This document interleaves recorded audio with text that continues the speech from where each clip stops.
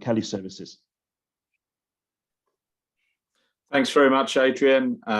It's great to be here with everyone, and I will just try and share my screen so you can have the benefit of some slides as well.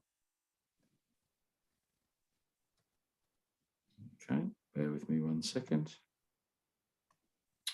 So, thank you, everyone. My name is Richard Bradley. As Adrian said, I work for Kelly Services, and I wear a number of different hats. I'm responsible for our strategic sales across Europe and also how we develop and grow the customers that we have. And really, I'm also responsible for leading our RPO practice across the international region. I'm delighted to be able to have the opportunity to talk to you today. I think utilising data and analytics is becoming more and more important, and we're seeing more and more value coming from being able to do that. I think there are a couple of watch outs that I would always say when we talk about the value of data. Data is only as good as the decisions you actually make from it. Talent intelligence is as much a state of mind as it is a science. So I think it's really important that whenever you're applying the concepts of talent intelligence and how you utilize data, it's really important that you understand what you're trying to get out of it, because it can be as much of a hindrance as it can be a help if you don't really understand the direction of travel that you're trying to go. I think it's also really important to point out that don't assume that the future will always look like the past. I don't think anybody 2.5 years ago would have quite thought that we would have gone through what we've gone through today with everything that we've had with COVID and the impact on the marketplace and the current situation that we have in the Russia and Ukraine. It's going to have a disruptive effect. And I think that's one thing that's going to make data and talent intelligence really, really important over the next few months and years, is things aren't going to be the same. And therefore we need to have actionable intelligence that allows us to be able to make some really good decisions. I think the first bit to point out about talent intelligence is when we talk to customers and we talk about, you know, as part of our RPO offering, quite often now everybody expects us to come with a suite of tools and various different things that we can bring. And there are a number of paid tools, and we'll talk some of those as we go through the presentation. But I think the most important thing is talent intelligence doesn't have to cost the earth. What you do need to put in is a bit of time and effort, and you need to put in the groundwork, and like everything, it's about preparation. But there are a number of different sources of really good data that you can get from external sources that are very low cost, or in some cases free. You know, sites like PayScale and Total Jobs have some great salary benchmarking data. We use Horsefly. That's why we're on this particular webinar with you guys.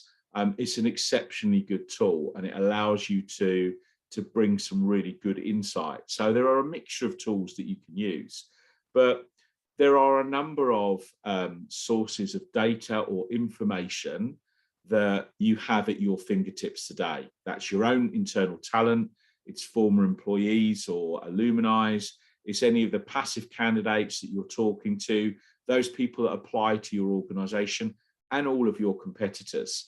And talent intelligence can work whether you're in an agency environment, and it can be very useful. And our staffing business use talent intelligence and a number of tools, again, like Horsefly, all the way through to our RPO business and our end customers.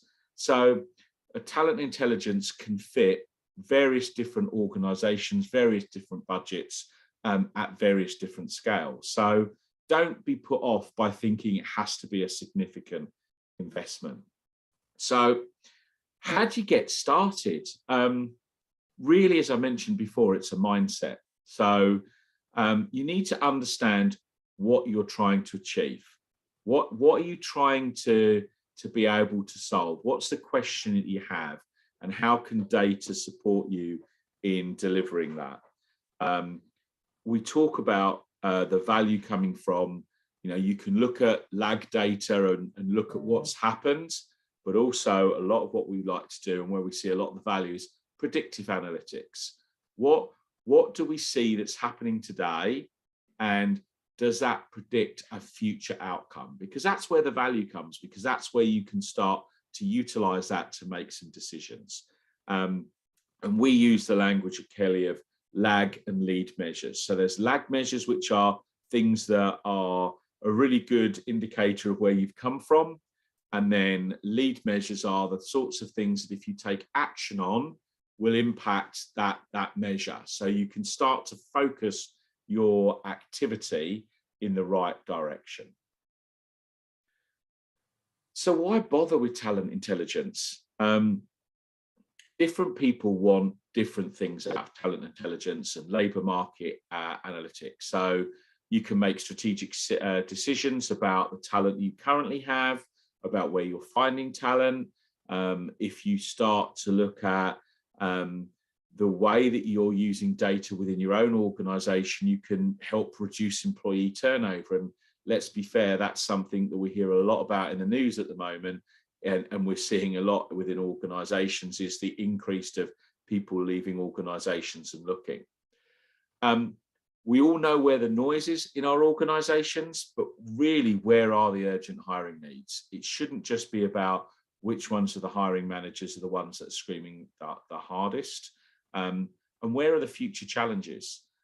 What is a problem today might be gone by June or July, but you don't realise that there is an absolutely curveball coming in that's going to really impact the business. So understanding your business, the use of labour market statistics, your own data can have a really good impact in predicting to a degree your future business.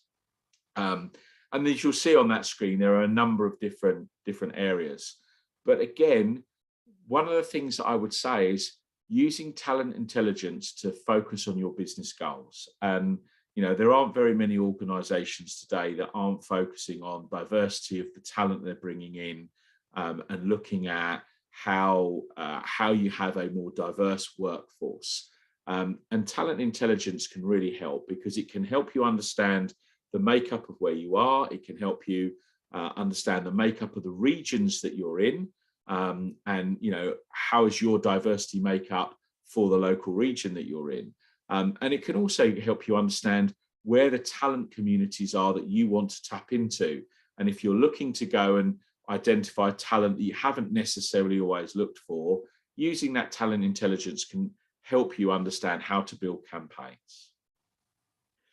So it's great to have a bit of a theoretical overview, but I thought what I'd try to do is just quickly bring the capability and the types of different ways that you can bring to life talent intelligence. So I've come up with 3 really simple real life examples of work that we've been able to work with our clients from an RPO perspective.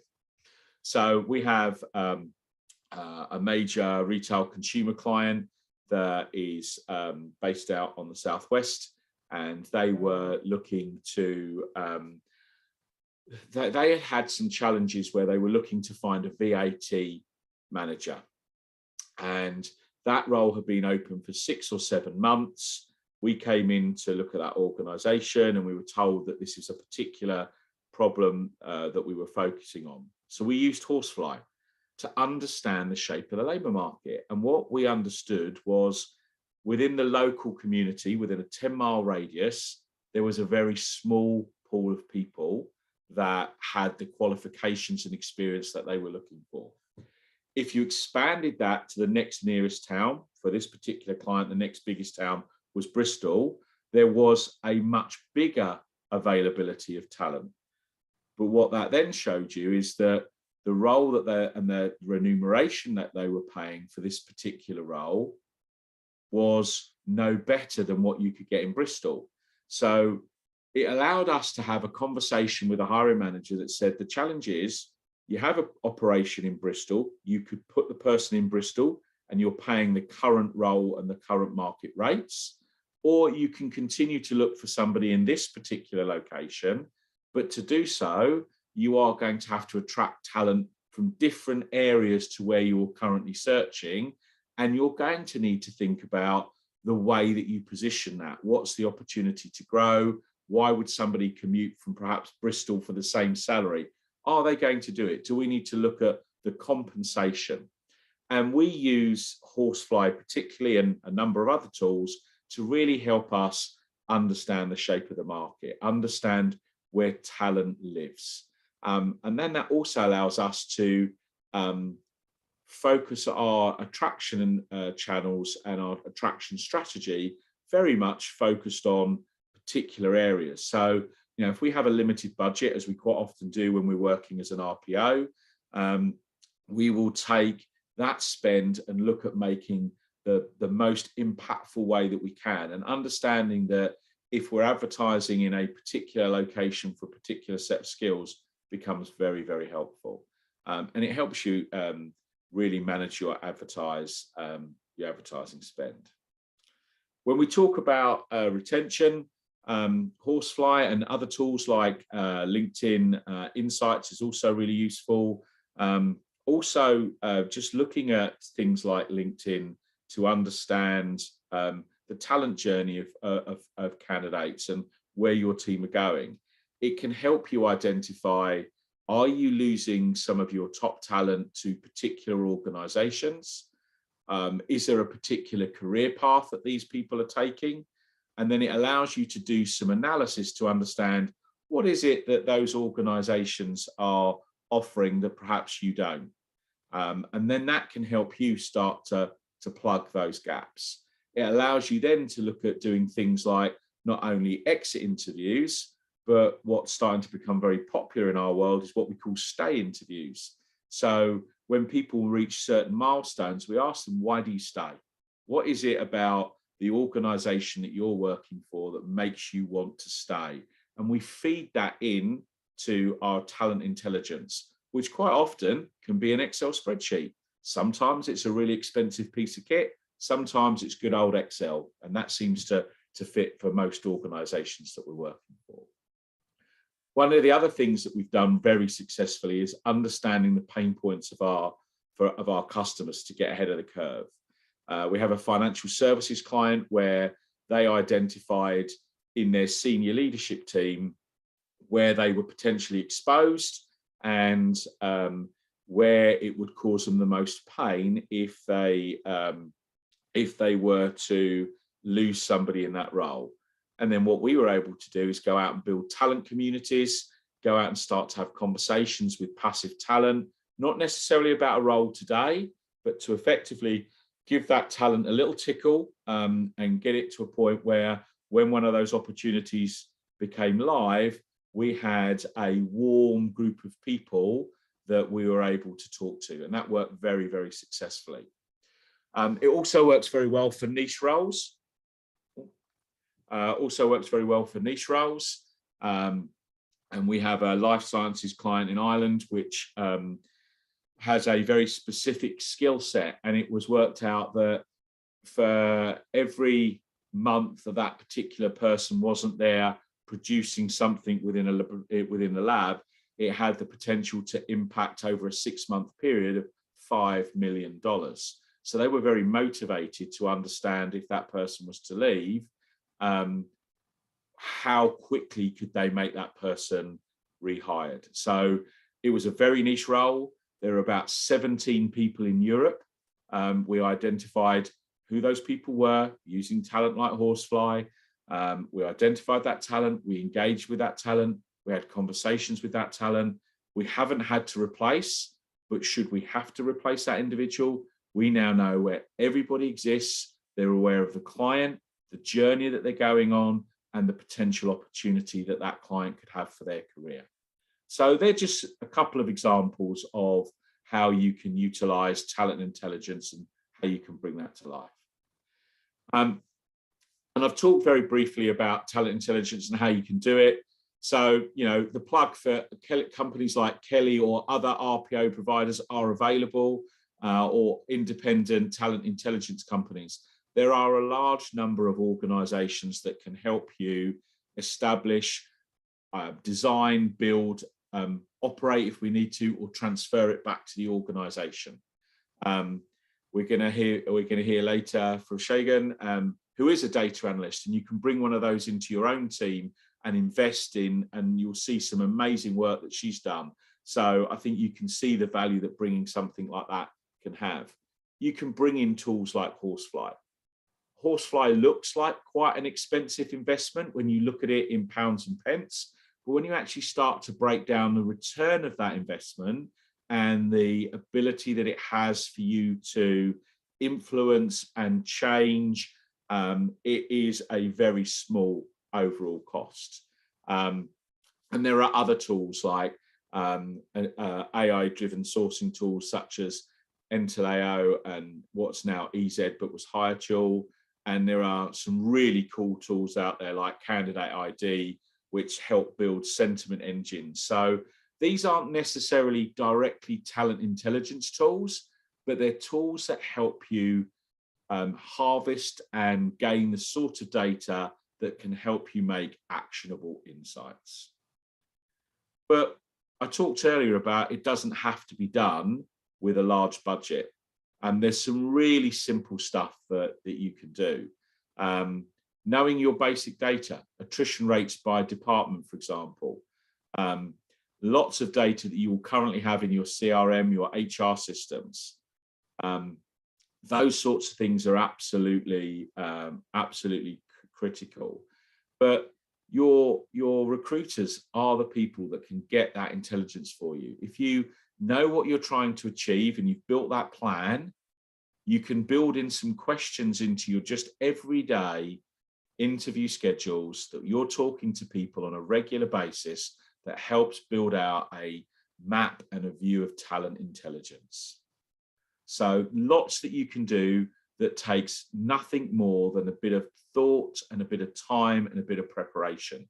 So there is no reason in my mind why any organization can't start to really see and utilize the value of data analytics, labor force market statistics, and really start to have a meaningful and impactful way to be able to get HR or talent further up the value chain within your organization, and for you to be able to somehow be able to influence some of those business leaders about investment and looking at how and why the market is like it is.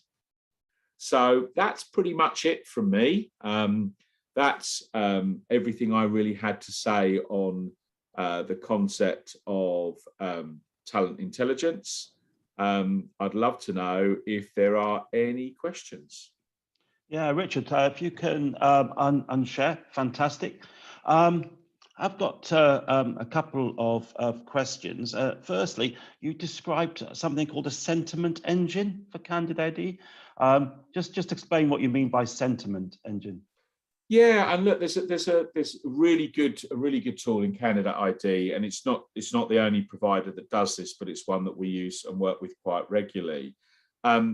It can judge the mood of talent. So what we mean by that is there are tools out there that will measure how engaged a candidate is to your brand and your communication. So it measures things like, did you open an email? Did you look at the email? How long did you look at that email? Did you click through to the attachment to see information about it? Did you follow the link to the careers page? And what it allows you to do is build up a picture of the engagement and how somebody feels about your organization and your brand. And then that allows you to then make a decision of the 2,000 candidates that you might have sat on your ATS or that are applying to your organization. You can see how motivated they are and spend your time and energy into one of those particular areas. Excellent. Thank you for explaining. We've had a question from a participant who stated it sounds like you have quite an advanced talent intelligence team. But what support do you get from Horsefly? So yeah, you'll know that A, I'm in sales, and B, in RPO, a lot of it is smoke and mirrors. So the team is relatively small, in honesty. We have about 3 or 4 people that are dedicated on this across about 40 or 50 different programs that we run. So it's relatively small. A lot of this is more around the mindset and how we use that. And that's where the help from Horsefly comes. When we started to use Horsefly, it was like, yeah, this could be good. But we didn't really understand the power of it. And we worked with Matt, who was our account manager, and he really helped us bring to life, look, have you thought about the situation you've got here? How could we use this tool and this intelligence to really be able to answer that question, or find out answers to that question, or go and find out other areas that might be interrelated? And that for me was the real big help from Horsefly, was that it helped our team really start to understand the mindset of talent intelligence and data. And it is a different mindset to what you perhaps have every day. Great. Clearly, you've got a very sophisticated approach to labour market analytics and data in general. But how mature are you finding your clients, or particularly new clients that you're coming across? Do you have to educate them in data?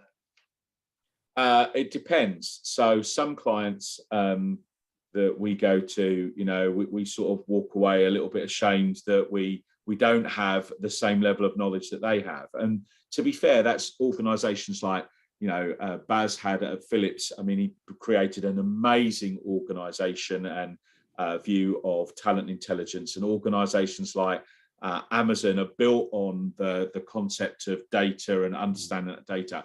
So a number of organisations are pretty advanced.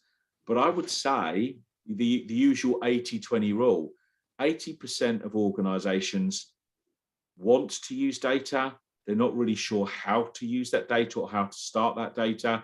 And as I said before, quite often they think that they have to have a huge investment and they're going to cost them a lot of money to get involved. So that becomes the traditional barrier.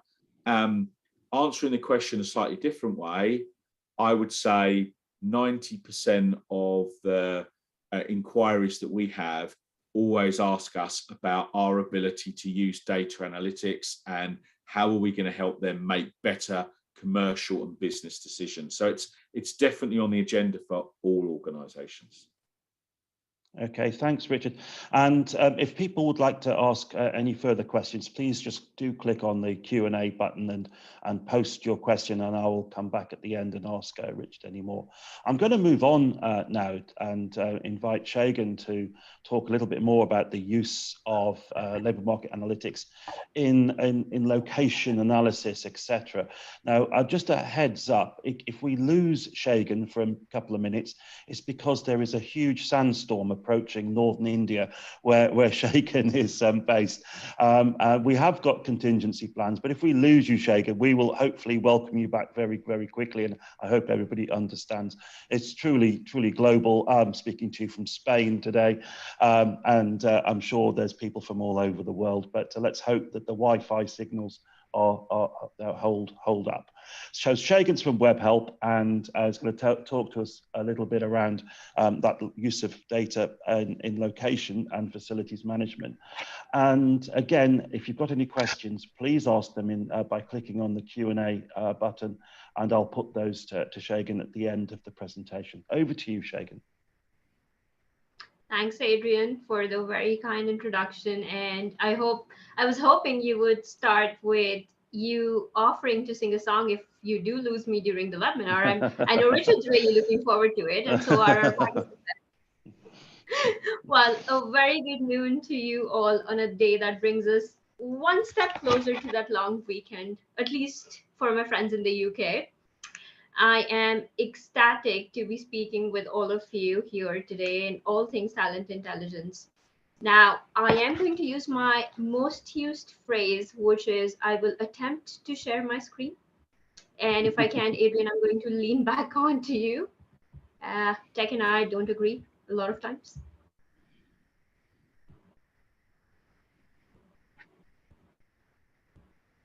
Okay, sharing my screen. Please let me know when you can see it.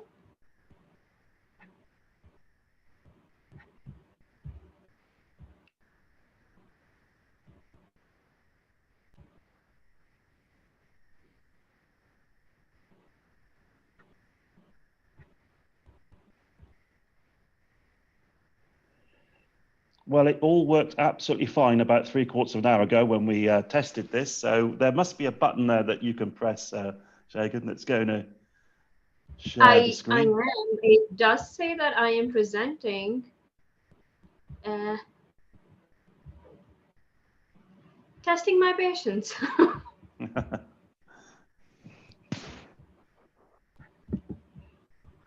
So it does say that I'm presenting, and it tells me I could only stop presenting. So there's something wrong. Let me redo this somehow.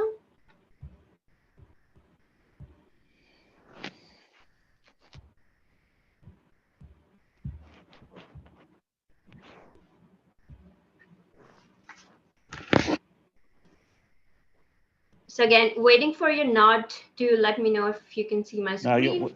You're sharing your screen, but it's the webinar screen rather than your PowerPoint screen. That is rather weird.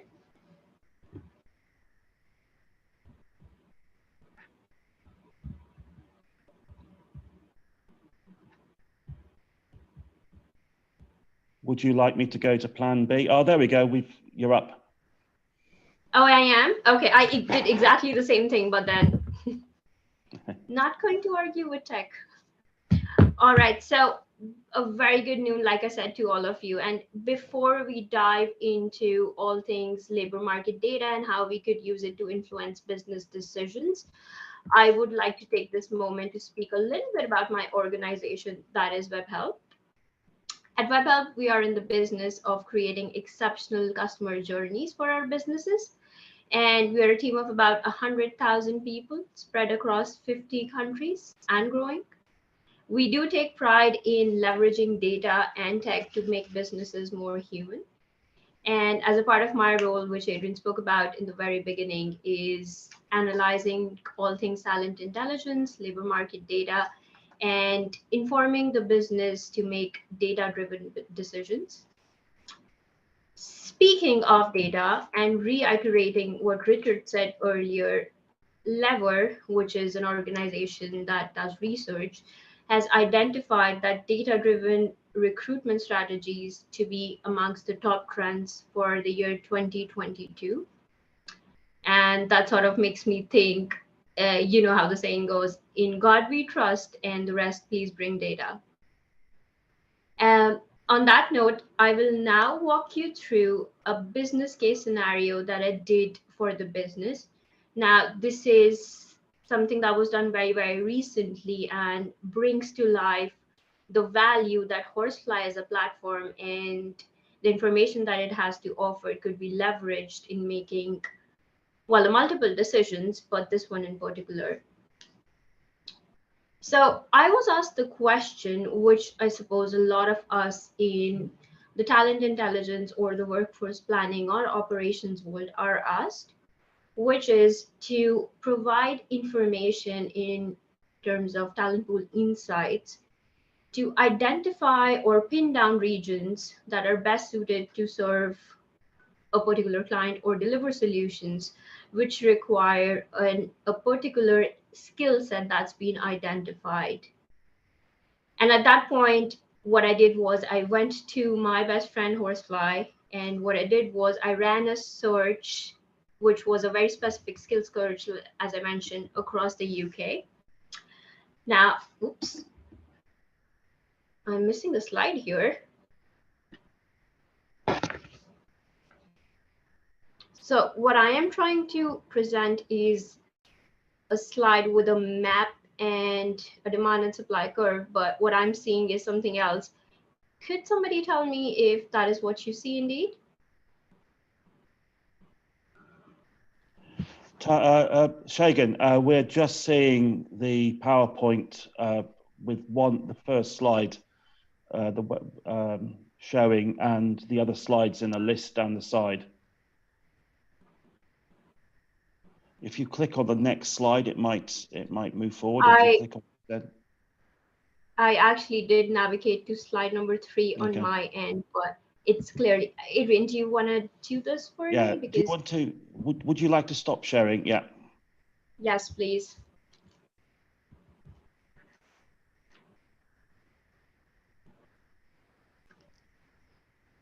Sorry about that.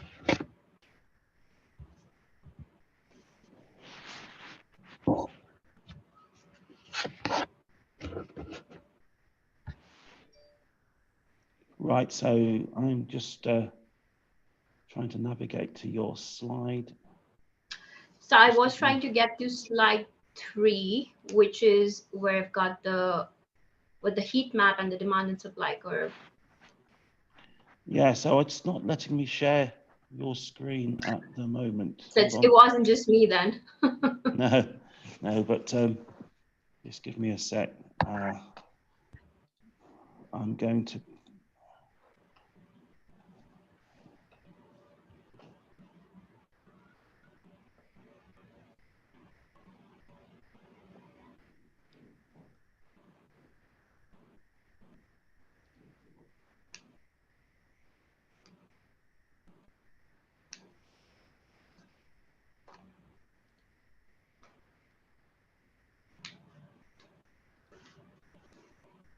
Okay, this should be working now. Yes, it does. So I was trying to get to the slide with, well, let's go to the slide with the question, please. So that I did speak over it, but it does bring to life. Right. So what I was talking about was, this is a question that's being asked to a lot of people in talent intelligence as well as ops, which is, what regions or what locations would you want to pin down as regions that are easy to identify skill sets, or would be best suited to serve a particular client or deliver solutions that require a particular skill set? And if you could move to the next slide, please. So what I was saying was, when asked this question, what I generally do, and what I did in this example for sure, was go to my best friend, which is Horsefly. And what I did was I researched for the skill set that was in question. Now you're seeing 2 images on the screen. The one on the left is a heat map. Now what the heat map Shagun, can I just interrupt? I've got one person who's just sent a note saying there's no sound. Can somebody who's a participant write in the Q&A whether they can hear any sound? All right, so others are saying there is sound. So let's continue, and we'll try and sort out for the person who can't. Carry on, Shagun. Okay, no worries. It's just tech things, my friend. So speaking about the image on the left, what we're looking at typically is a heat map, which tells us how and in what numbers the search for the skill set that we've made are available across UK in typical regions. So there is green to yellow, which talks about the density of data. Now, as useful as that information is, what I really like is the image on the right, which is the demand and supply curve. And what that brings to life is not only how many people are available in that region, but also how competitive that market is and what cost the talent is in that region, which Richard, as earlier mentioned, is one of the pivotal questions that we get asked a lot.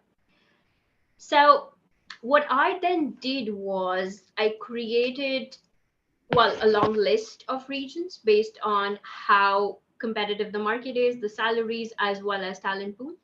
And by process of elimination, narrowed down to regions, which in this case were the Northwest, West Midlands, Yorkshire, and Humber. And what I also did was, and this is all power of Horsefly really, and external market searches, pin down on what the average salary for this particular skill set was, in this case, I also leverage total jobs, which again, Richard mentioned is one of the external sources that are free of cost to be utilized. And it does have good salary benchmarking data. Now, after I've identified all the regions, what I then did was, and at this point, if you could move to the next slide, please, get more granular. And when I say granular, I mean drill down into individual regions and get understanding of the cities or the areas where we could find talent. And given that this was an exercise to pin down one particular spot within a region, this was particularly done to identify what cities would work best. So here, what I've done is really leverage the power of Horsefly in terms of what the talent pool numbers look like for cities within particular regions, how competitive those regions are. So we've got information like candidates per role in that area, the average salaries, and companies that are actively hiring, which is a pivotal information again in case somebody is planning to set up ops, to understand what your EVP should look like and what the competition would be. Another neat hack that I utilized here was the business also wanted to know whether these regions are recruiting for roles which are work from home, work from anywhere, or work from site. Now, I'll be very honest, I tried breaking my head in terms of getting that information from sources other than Horsefly, in terms of breaking down whether the roles that are being recruited for are from work from home or work from site. And a neat hack that I used here was went on to the job titles that are being actively recruited for, and this is all within Horsefly. And bingo, like Horsefly gave me the information saying the job titles are being actively recruited for, and there was a segregation there that said skill set being recruited from work from home. So what I did here was just to inform the business to make an educated decision, mention about the percentage of roles that in that region were work from home or work from site, just for us to cater our go-to-market strategies. Now, once we've got this long list, as I mentioned, we really needed to narrow down information to a couple of places and not about 9 regions. So what I then further did was look at these regions and the information that we have here, and then bring it down to a shorter list. Now, given the information that's being presented in front of you, the obvious winners here were for me Region 1 within the Northwest, Region 3 in West Midlands, and Region 8 in Scotland. So putting those 3 together, I then went on, and we talked about this a lot. So what we have from Horsefly is the talent pool data, but then we also need to be conscious of how the market moves in terms of what the labor market looks like, what the demographics are. So I then overlaid that information, and Adrian, if you could ask you to move to the next one, please. So yeah, so what I then did was I overlaid the Horsefly data into the labor market data.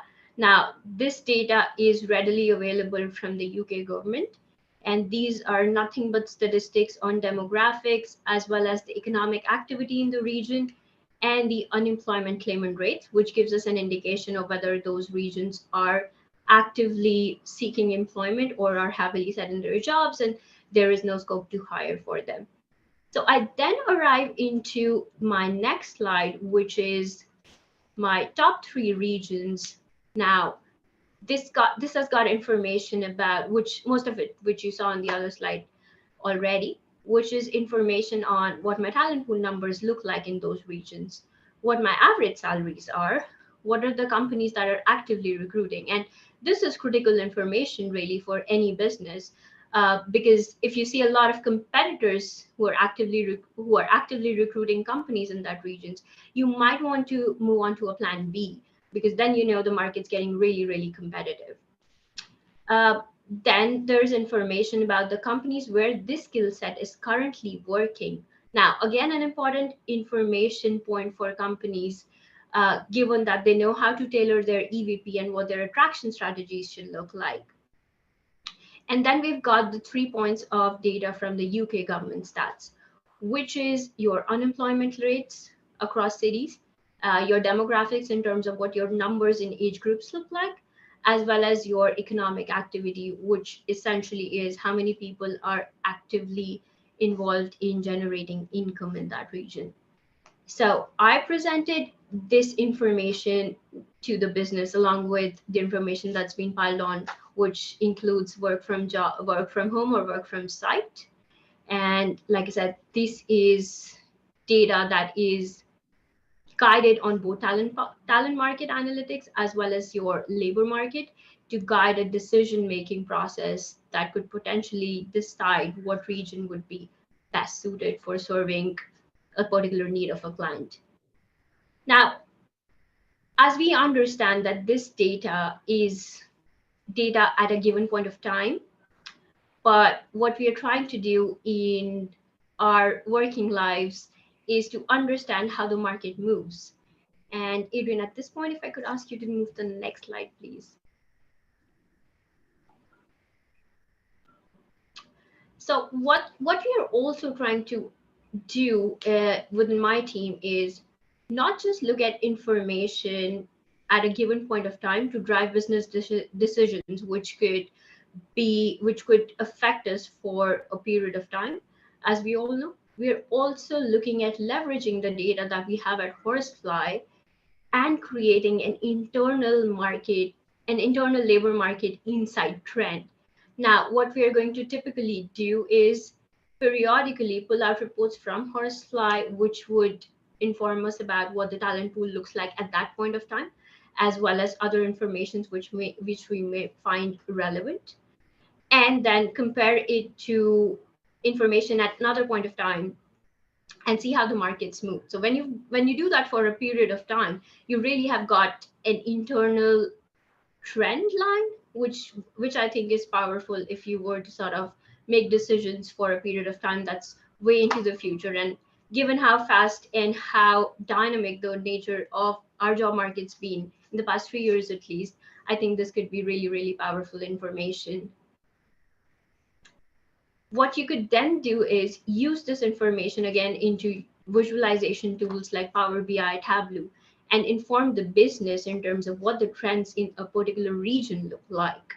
And like I said, this would be powerful information for any business to use. Well, that's all I have here. And I think before I finish my presentation, what I would also like to mention is your data that you gather is as good as your interpretation of it. And while data science is considered as one of the more serious roles in the business, what I tell my team most of the times is just have fun with the data and it'll give you answers. Don't torture it enough. Don't make it say what you want it to say, but just have fun with it. I'm very happy to continue conversations on talking about all things talent intelligence. So feel free to give me a shout on LinkedIn, as well as I could pop my email if that is useful. I hope this session was useful for everyone planning to invest in talent intelligence tools, especially Horsefly. And with that, the frame is all yours, Adrian. Thank you so much, Shagun, and amazing presentation. I've just got one question. Do you, in terms of using talent, you can have the data, but it really needs the business to take action. Are you seeing businesses really accept labor market analytics as readily as they would perhaps financial information from the finance directorate? So yes, I would say a strong yes to it, and the reason being, so for instance, this particular exercise was driven to create insights in terms of what the recruitment team, which is essentially what I lies with a lot of times, thinks is a good decision to make in terms of just talent pool insights. So when a recruitment team pins down, yes, we are confident about this data science and this data telling us or driving us to make certain decisions, the business then gets confidence. And also, there have been multiple instances where we have used information from not just Horsefly, but just data science in general, and go back to the business and inform them of decisions. And the business then goes back to our clients and then tells them, well, this is how we are guided with a thought process. So like I said, the trend really is, in God we trust, rest all bring data. And when that information is being backed by data, it does bring to life, and it does bring the confidence to the business to agree. Yeah, so Shagun, I've got a couple of questions from the participants. The first is, do you see much difference when you're researching different countries? So does that mean if I were to run the same search for a country like India or South Africa, does it mean that do the results vary? I suspect it's about the qualitative aspect of the data. Okay, and I get asked this a lot, really. So how I would like to answer this is, your data that you pull up is as good as your search, as good as your interpretation. So I could call something in the UK very, very differently to how I call it in India or in South Africa or in Mexico. So the key really then lies in how you're searching for what you're looking for. So if you were to sort of go and do a similar search in India, I would use key terms which are very, very different to what I use in the UK. And I think the trick really lies in is pinning down what those search terms look for you. So once you've got that right, I don't think there's any difference or there's any variation between quality or validity of the data across countries. Okay, that's excellent. So it's about working with the customer success team in Horsefly to make sure you're using the right taxonomy for description of the role. Got it. We've got a question from Mark, who asked if he could pull similar data analytics through Horsefly for the contract market, roles like web developer, project manager, or business analyst, etc. So again, the trick lies in how you are positioning your search to be. So I'm not too certain about the contract market, but I do know that Horsefly, and at this point, I feel like I'm a part of the Horsefly team, but I do know that Horsefly does give you rates which are hourly. And I think that sits very closely with how the contract market also works. Excellent. Richard, can you add anything from the RPO perspective? Yeah, I mean, we don't look at, from an RPO perspective, we only focus on perm, but from our staffing business, yes, I can confirm that Horsefly is a really useful tool to look at exactly the same data from perm and temp and contract. You can look at not just pay rates, but you can also understand the build up and makeup of temporary talent communities, again, in regions. So yeah, it can work for both temp and perm. Excellent. So this webinar will be available via a recording if anybody wants to share it. If you want to follow up, then please do contact me, Adrian Thomas. I work to support the Horsefly board, but I work across the talent industry, and you can feel free to link in with me. Look for me, Adrian Thomas Recruitment will get you straight to me. Or link in with Richard or Shagun if you want to follow up with either Kelly Services or Webhelp.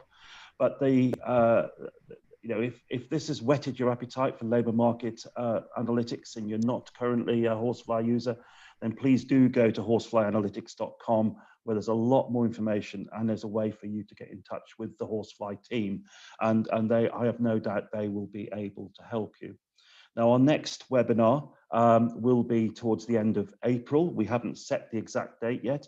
It's going to be on a new piece of data that's being added to the Horsefly suite, and it's enabling you to look at ethnicity alongside all the current data that's available. Being able to map ethnicity alongside skills and salaries and the rest of it, I think is a game changer for talent and talent acquisition and the other uses for labour market analytics. So please do look out for it, and I will be delighted to see you all again in about a month's time when we talk all things ethnicity and data. Thank you so much for joining. Bye-bye.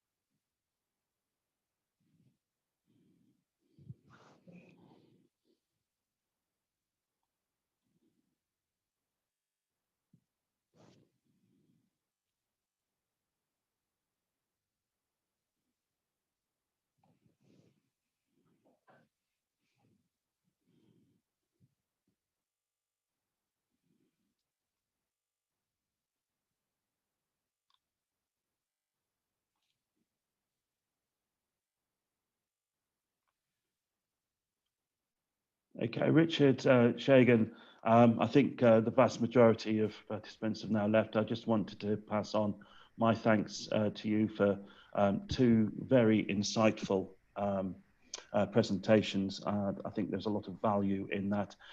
No doubt we'll be getting some feedback, and we'll share that with you. I'm so glad that the technology, we had a plan B for part of it, but I'm so glad we didn't lose you with the adverse weather conditions in your area, Shagun. So we managed to get through it. Thank you so much again, and thanks to you both. I will be in touch shortly. Thank you. Bye. Good. Thanks, guys. Bye. Take care. Bye. Bye. Cheers, Gupta. Bye, Richard. Bye.